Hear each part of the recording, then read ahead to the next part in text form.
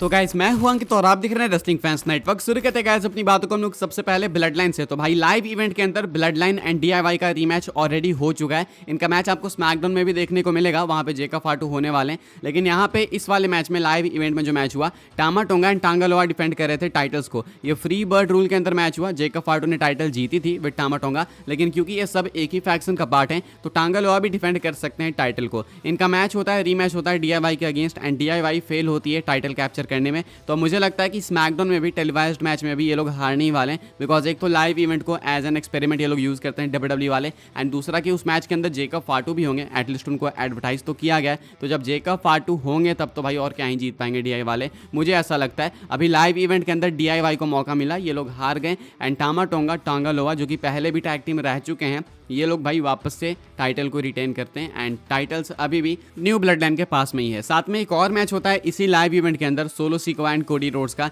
And यहाँ पे Cody Rhodes obviously भाई वापस से टाइटल रिटेन करते हैं। सोलो सिकोआ को फिर से यहाँ पे हार झेलनी पड़ती है। आगे बढ़ते हैं गाइस, बात करते हैं अगली स्टोरी के बारे में जो कि ये सोलो सिकोआ को ही लेके। Solo Sikoa shockingly Roman Reigns को ज्वाइन कर सकते हैं। जी हाँ भाई, न्यू ब्लड लाइन के लीडर खुद ही रोमन रेंस को ज्वाइन कर सकते हैं उनकी OG ब्लड लाइन में। ये मैं क्या बोल रहा हूँ भाई, मैं आपको समझाता हूँ। अभी एक चीज़ आपने नोटिस करी होगी, स्मैकडाउन में बैकस्टेज सेगमेंट हुआ जहाँ पे टामा टोंगा एंड सोलो सिकोआ दोनों थे। सोलो सिकोआ बिल्कुल क्लियरली कहते हैं कि रोमन के पास ये चली जाएगी अगर उला फाला, तो मुझे और तुम्हें, हम सबको रोमन को एक्नॉलेज करना पड़ेगा बिकॉज वो ट्राइबल चीफ बन जाएगा। ये साफ साफ बोल रखा है सोलो सिकोआ ने, एंड यही रीजन बनेगा कि सोलो सिकोआ ज्वाइन करेंगे रोमन रेंस को एंड उनकी OG ब्लड लाइन को। ये ट्वीट भी आप लोग देख सकते हो, बहुत इंटरेस्टिंग ट्वीट है भाई, अप्रिशिएट करना पड़ेगा इनको। अब यहाँ पे इस ट्वीट के अंदर बहुत अच्छे से समझाया गया कि सोलो सिकोआ क्यों ज्वाइन करेंगे। एक तो आप चीज़ नोटिस कर रहे होगे कि टामा टोंगा के भी इरादे कुछ साफ दिख नहीं रहे। टामा टोंगा भी कहीं ना कहीं उस उला फाला के पीछे जाते हुए दिख रहे हैं। दूसरी चीज़ ये है कि सोलो सिकोआ खुद भी OG ब्लड लाइन का पार्ट रह चुके हैं। सोलो, जिमी, जे, रोमन, सेमी जेन को काउंट करना चाहते हो तो उनको भी काउंट कर लो। तो अगर आप इस हिसाब से देखो तो OG ब्लड लाइन में तो सोलो सिकोआ भी रह चुके हैं, एंड वो कह रहे हैं कि अगर रोमन के पास उला फाला चली गई तो हमें एक्नॉलेज करना पड़ेगा। अब हमें से उनका मतलब सबका है, लेकिन सब नहीं करेंगे रोमन का एक्नॉलेज। OG ब्लड लाइन के मेंबर पहले सोलो सिकोआ थे, वो रोमन को एक्नॉलेज करके रोमन की ब्लड लाइन में वापस चले जाएंगे। अब बचे मेंबर्स कौन से, तो भाई Tanga Loa, Jacob Fatu, Tama Tonga and Hikuleo जो कि अपीयर होने वाले हैं, साथ में final boss Great One Rock. तो देन ये सीन हो जाएगा 5 on 5 का। रोमन के साइड में Jey, Jimmy, Solo and Sami Zayn, and उधर रॉक के साइड में टामा टोंगा, टांगा लोआ, जेकब फाटू एंड हिकू लियो। तो अभी जिन जिन को WWE ने साइन करके रखा है उस हिसाब से देखोगे तो ये बिल्कुल परफेक्ट बुकिंग है, एंड मोस्ट लाइकली यही एंगल होने वाला है। रोमन रेंस सबक सिखाएंगे सोलो सिकोआ को, सोलो सिकोआ वापस से एक्नॉलेज करेंगे रोमन को बिकॉज उनके पास चली जाएगी उला फाला, एंड देन उसके बाद आपको proper OG blood line versus new blood line की फ्यूड देखने को मिलेगी। न्यू ब्लड लाइन यानी कि रॉक के ब्लड लाइन में सारे के सारे नए मेंबर्स होंगे जो कि पहले रोमन के साथ कभी भी किसी भी तरीके से फैक्शन में नहीं थे।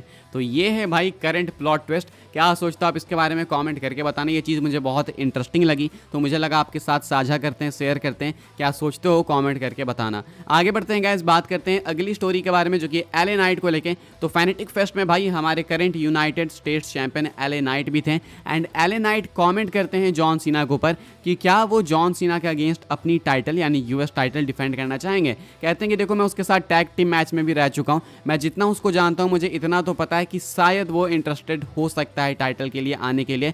प्लस कहते हैं कि मुझे सब नहीं पता उसके बारे में, लेकिन मैं ये बहुत अच्छे से जानता हूं कि US टाइटल के साथ क्या रिलेशन है जॉन सीना का, एंड US टाइटल अगर कभी फेमस हुई तो वो मेनली जॉन सीना की वजह से ही हुई। ओपन चैलेंजेस कोई भूल नहीं सकता है जॉन सीना ने जो कर रखे हैं भाई पहले। तो इनका कहना है कि ये तो अपनी साइड से बिल्कुल ओपन है, अब डिपेंड करता है जॉन सीना एंड उनके शेड्यूल पे। अगर जॉन सीना आके चैलेंज करना चाहते हैं तो LA नाइट भी बिल्कुल तैयार है, वो तैयार हैं जॉन सीना को अपॉर्चुनिटी देने के लिए। अब देखो भाई सारे चैंपियंस अपनी साइड से मुझे तो रेडी दिख रहे हैं। ब्रॉन ब्रेकर तैयार हैं IC टाइटल डिफेंड करने के लिए, LA नाइट तैयार हैं भाई US टाइटल डिफेंड करने के लिए, उधर जो हेनरी तैयार हैं अगर TNA चैंपियन बन जाते हैं तो वो डिफेंड करने को तैयार है अपनी चैंपियनशिप जॉन सीना के अगेंस्ट, एंड कोडी रोड्स अगर चैंपियन होंगे तो वो तो करेंगे ही करेंगे, कोई डाउट नहीं है।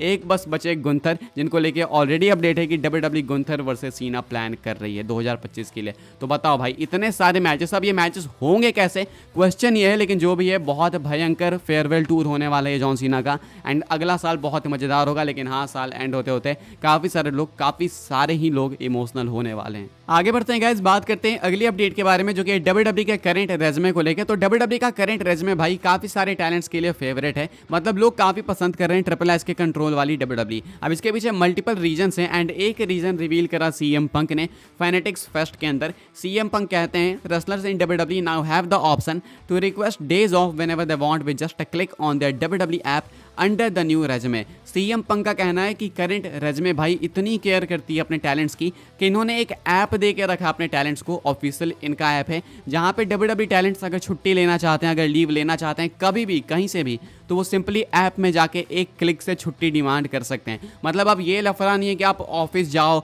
उसके बाद ऑफिस में मीटिंग करो, रिक्वेस्ट करो, हाथ जोड़ो कि मुझे छुट्टी दे दो, ये वो। आप सिंपली अपने ऐप पे क्लिक करो, रिक्वेस्ट अप्रूव हुई तो then all well and good, आपको मिल जाएगी छुट्टी। तो बस इतना सिंपल है ये। पहले क्या था भाई, विंस मैकमैन के ऑफिस में जाओ, ठोकरें खाओ, गालियां सुनो, उसके बाद भी छुट्टी मिले ना मिले क्या पता। लेकिन अभी आपके पास ऑप्शन है कि आप घर से बैठे बैठे एक क्लिक करो, छुट्टी रिक्वेस्ट करो एंड मोस्ट लाइकली छुट्टी अप्रूव हो जाती है, अनटिल एंड अनलेस इनके पास टैलेंट्स की कमी हो या फिर आप किसी बहुत मेजर स्टोरी का पार्ट हो। तो ये है भाई करेंटली कुछ अपडेट जो कि CM पंक ने शेयर करी है एंड एक बहुत मैसिव रीजन है भाई कि इतने सारे टैलेंट्स ट्रिपल एच एरा को पसंद कर रहे हैं। आगे बढ़ते हैं गाइस, बात करते हैं अगली अपडेट के बारे में जो कि है ब्लड लाइन एंड उनके फैंस को लेकर। तो भाई ब्लड लाइन के फैंस रिक्वेस्ट कर रहे हैं कि WWE आप लोग यार एटलीस्ट 30 मिनट का तो सेगमेंट दो ब्लड लाइन वालों को। आपको याद होगा जब सिनेमा बोला जाता था, जब सेमी जेन थे ब्लड लाइन के अंदर, तो उस टाइम पे ब्लड लाइन के सेगमेंट्स भाई 30 मिनट्स 45 मिनट्स इतने लंबे होते थे एंड लोग उस चीज़ को मिस कर रहे हैं। लोग कह रहे हैं कि आप एंड में 15 मिनट 18 मिनट 10 मिनट दे रहे हो, यार इसमें क्या मजा आ रहा है, इसमें कोई मजा नहीं आ रहा है। फैंस का कंप्लेन करना है कि अगर कोई ब्लड लाइन का सेगमेंट है तो भाई उस सेगमेंट को आप एटलीस्ट 30 मिनट का बनाओ, उसको 15 मिनट 10 मिनट का मत रखो।